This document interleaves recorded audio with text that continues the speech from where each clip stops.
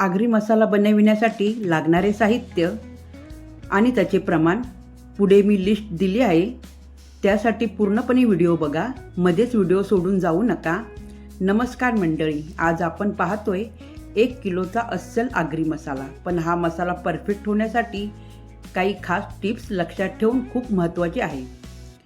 पहिली टिप, मिरच्याची निवड। मसाल्याचा चांगला रंग आणि तिखटपणा येण्यासाठी 750 ग्रॅम बेडगी किंवा संकेश्वरी मिरची आणि पाव किलो लवंगी मिरची असं प्रमाण ठेवा। यामुळे मसाल्याला छान गडद लाल रंग येतो। 2. वाळवणे। मसाला वर्षभर टिकवायचा असेल तर मिरच्या किमान 2 ते 3 दिवस कडक उन्हात वाळवून घ्या। मिरच्या हाताने तोडल्यावर त्याचा कडक आवाज आला की समजावं त्या तयार आहेत। 3. मसाला भाजताना, खडे मसाले भाजताना घाई करू नका। मंद आचेवर हलका सुगंध येईपर्यंत मसाले भाजा। जास्त करपले तर मसाल्याची चव कडवट होऊ शकते। 4. साठवणूक। सर्वात महत्त्वाची टीप म्हणजे मसाला दळून आणल्यावर तो पूर्णपणे थंड होऊन द्या।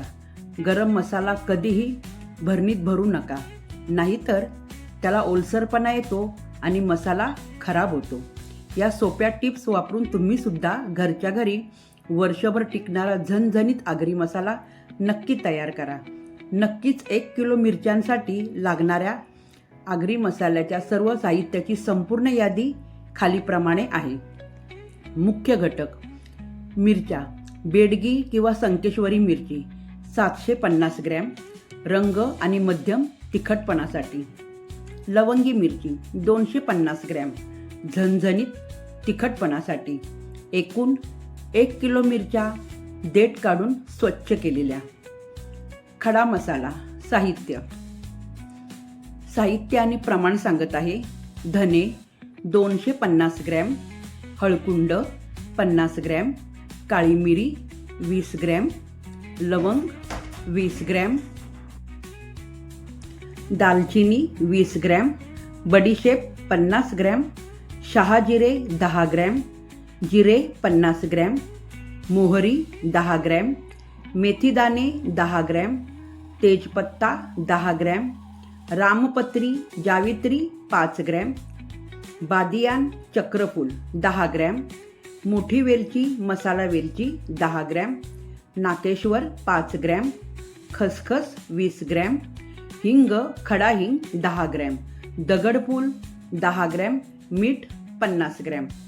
तुम्ही ही लिस्ट तुमच्या मोबाईलमध्ये स्क्रीनशॉट काढून घ्या, जेणेकरून तुम्हाला साहित्याचे प्रमाण लक्षात ठेवणे सोपे जाईल। हे सर्व मसाले हलके भाजून मिरच्यासोबत कुटून घेतले की आपला अस्सल झणझणीत आगरी मसाला तयार।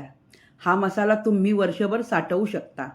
रेसिपी कशी वाटली हे कमेंट करून नक्की सांगा आणि आपल्या चॅनलला सबस्क्राईब करायला विसरू नका। पुन्हा भेटूया अशाच एका नवीन सोप्या रेसिपीमध्ये। तोपर्यंत धन्यवाद।